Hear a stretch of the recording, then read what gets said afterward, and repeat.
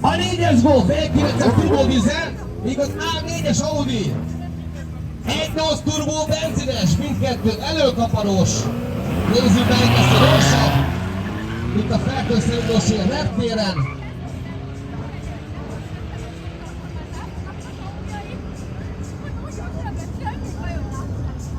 Én a turbódízel látom előrébb.